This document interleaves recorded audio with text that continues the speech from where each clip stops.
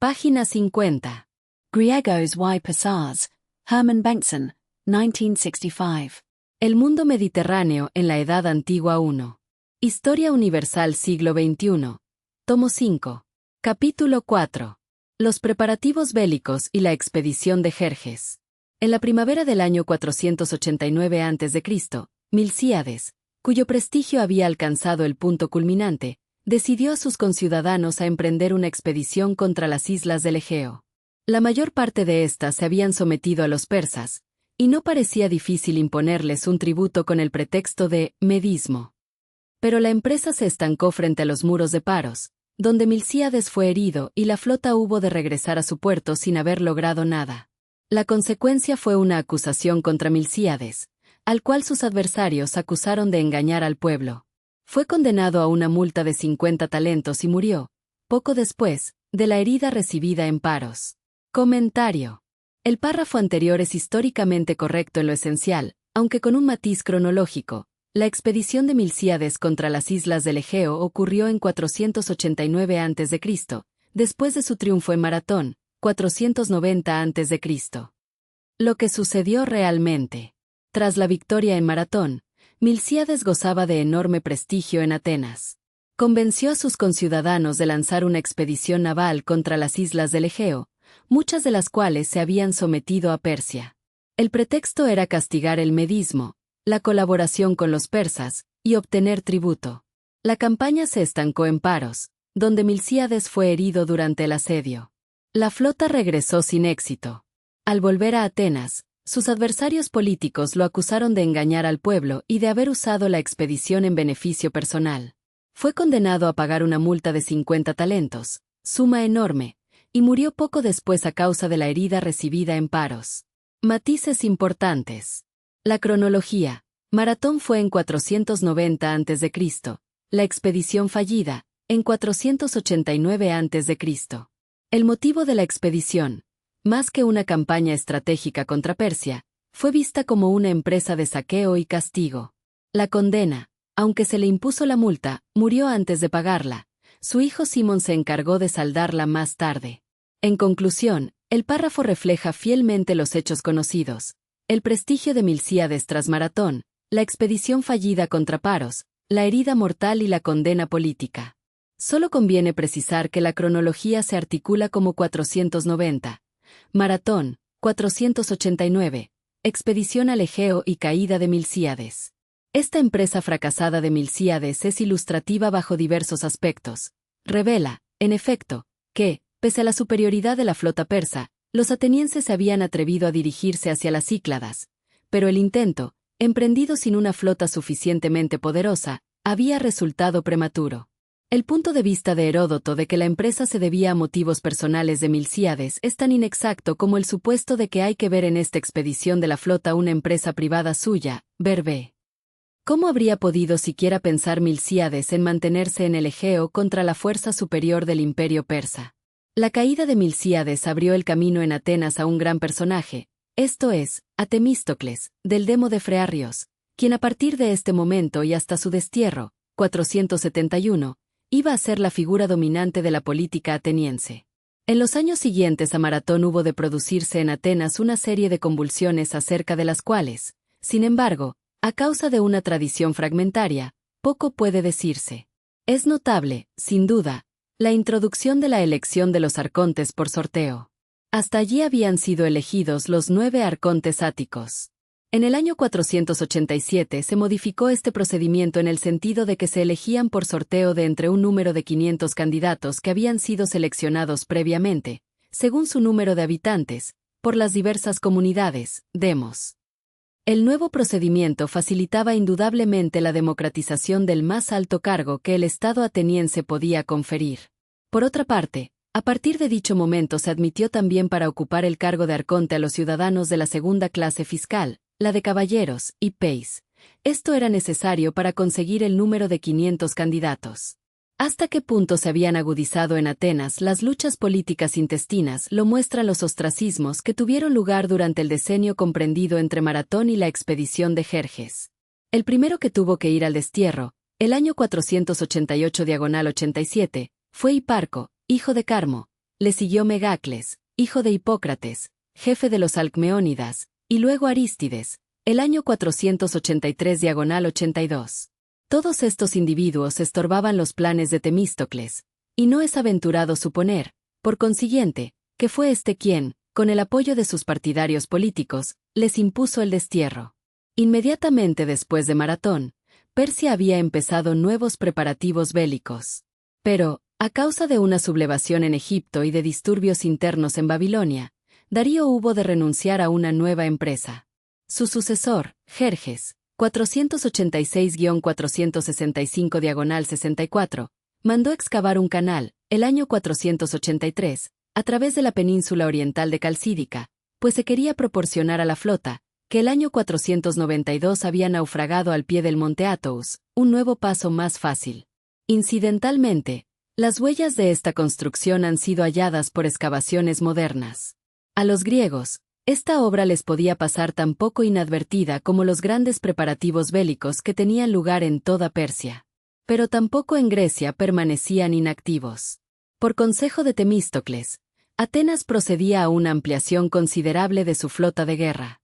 Sin embargo, el número de 200 trirremes que se había proyectado y que habría convertido a Atenas en la mayor potencia marítima, con mucho, de la Hélade, no se alcanzó totalmente.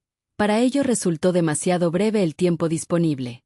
El dinero necesario lo procuró una moción de Temístocles, que preveía que los excedentes de los arrendamientos de las minas del Laurión ya no se repartirían entre los distintos ciudadanos, sino que se aplicarían a la construcción de la flota. En forma análoga se había construido Tasos, unos 10 años antes, una flota propia, solo que, en atención a sus posesiones en la región costera de Tracia, aquella ciudad se había arredrado ante la posibilidad de una disputa con los persas, que ya se avecinaban, y había aceptado la soberanía de estos.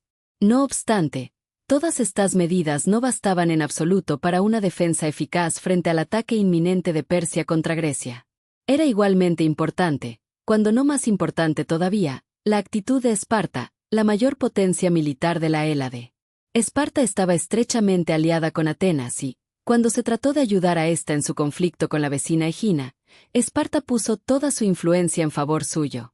Pero había toda una serie de estados en Grecia que no estaban interesados en una lucha defensiva común, ya sea porque no se sintieran amenazados por los persas, o porque, abiertamente o en secreto, se habían puesto del lado de estos. Así, por ejemplo, los alévadas, príncipes de Tesalia, eran aliados de los persas, y Argos, enemiga jurada de Esparta en el Peloponeso y que acababa de ser derrotada por esta en la batalla de Cepea, 494, estaba secretamente en un acuerdo tácito con los persas, en tanto que otros estados, como el de los aqueos del norte del Peloponeso, no querían dejar que nada turbase su tranquilidad de pequeños estados. Fuera de Grecia no cabía esperar gran ayuda. Los griegos de Sicilia estaban amenazados por la alianza de Jerjes con los cartagineses, y del sur de Italia solo fue en ayuda de la metrópoli Failo de Crotona con una sola trireme. Los helenos de Jonia, Chipre y Cirene se encontraban bajo el dominio de los persas y estaban obligados a poner sus contingentes a disposición del gran rey. Después de unas conversaciones previas en Esparta, se reunieron en otoño de 481, en el istmo de Corinto, los embajadores de todos los estados griegos que se habían negado a dar al rey de Persia tierra y agua, los símbolos de la sumisión. Se unieron, con Esparta y Atenas al frente, en una confederación. Por supuesto, el núcleo de esta lo formaban los miembros de la Liga del Peloponeso. En conjunto contaba esta unos 30 miembros, de los que Esparta, Atenas y Corinto eran los más importantes. Se acordó una paz general en Grecia, con lo que cesaron todas las querellas, y fue autorizado el retorno de los desterrados. A los griegos que sin verse obligados a ello se adhirieran a los persas se les amenazaba con la destrucción, y la 10ª parte de sus bienes había de entregarse al Apolo délfico. Si bien la Liga del Istmo solo comprendía a una parte de los helenos, resulta muy significativa como primer síntoma de un sentimiento griego de nacionalidad. Sin duda, la decisión de no plegarse en ningún caso ante los persas no era en modo alguno igualmente firme en todos los helenos. Entre las poesías de Teognis se encuentran, aunque no hay seguridad que sean realmente suyos, los versos que dicen: protejan Zeus y los demás dioses a la ciudad, Mégara. Concédanos Apolo discurso y pensamientos acertados. Suene la música, Bebamos, conversemos. Y no temamos la guerra de los medos. Vale más así. Con ánimo concorde, sin preocuparnos. Celebremos alegres fiestas. Y mantengamos alejadas las miserias de la vejez y de la muerte.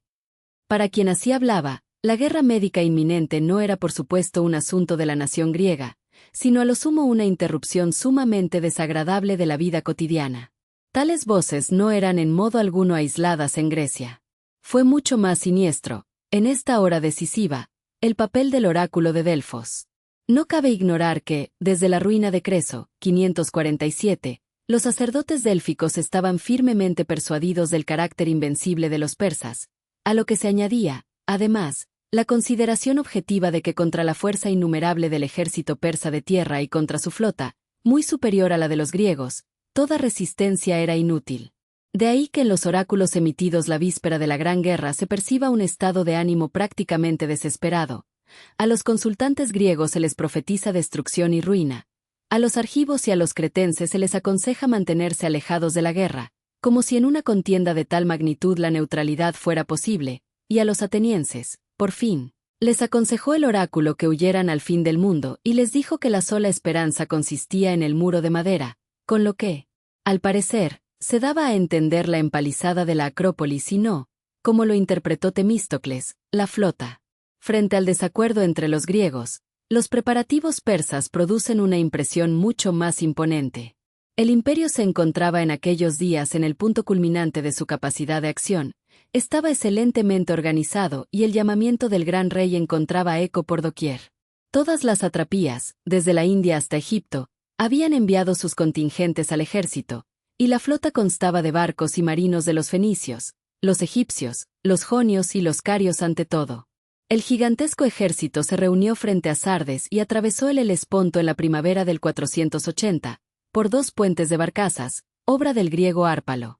Los contingentes de los diversos pueblos del Gran Reino ofrecían un espectáculo impresionante que Heródoto ha descrito: los hindúes con vestimenta de algodón, los caspianos con las de pieles, los negros etíopes con pieles de leopardo y de león, los árabes con sus holgadas chilabas, los persas y los medos con chaquetas de anchas mangas y gorras puntiagudas de fieltro, armados con jabalina, arcos y escudos de mimbre, llevando ceñido a la cadera derecha el sable corto, el aquinaques. En Dorisco, junto al estrimón, pasó Jerjes revista a su ejército. Según se dice, no sabemos quién, se calculó el número de los guerreros reuniendo 10.000 individuos, apretujados, en un determinado lugar, trazando a su alrededor un círculo y levantando a lo largo de este un muro. Luego se hacía entrar otros 10.000 guerreros en aquel espacio, y así sucesivamente, de 10.000 en 10.000, hasta que todos estuvieron contados. Sea cierto o no este relato de Heródoto, las cifras que él da de los persas son demasiado altas y no parecen verosímiles. ¿Cómo se habría podido abastecer y pertrechar un ejército de no menos de 1.700.000 combatientes, más 80.000 jinetes y 20.000 en camellos y carros de combate? También las cifras dadas por escritores posteriores, 800.000 hombres, según Éforo y Ctesias, y 700.000 según otros, son todavía demasiado altas. Edward Meyer, con su objetivo sentido de lo real, ha calculado el número de guerreros en 100.000 habitantes a lo sumo, y el general Ebon Fischer solo en 50.000. No cabe duda que estas cifras se acercan mucho más a la realidad. Según Esquilo, la flota contaba 1.207 embarcaciones, entre las que se contarían probablemente aún las más pequeñas. Comentario. Mantener con vida un ejército de 50.000 hombres es una empresa titánica que exige una maquinaria logística constante y precisa, pues cada soldado necesita alimento, agua, refugio, ropa y atención médica. La primera necesidad es el grano, trigo, cebada o arroz, que deben llegar en caravanas interminables para asegurar raciones diarias. Hablamos de cientos de toneladas que deben ser molidas, cocinadas y distribuidas sin interrupción. A ello se suma la carne salada o seca, el queso, las legumbres y el vino, que no solo alimentan sino también sostienen la moral.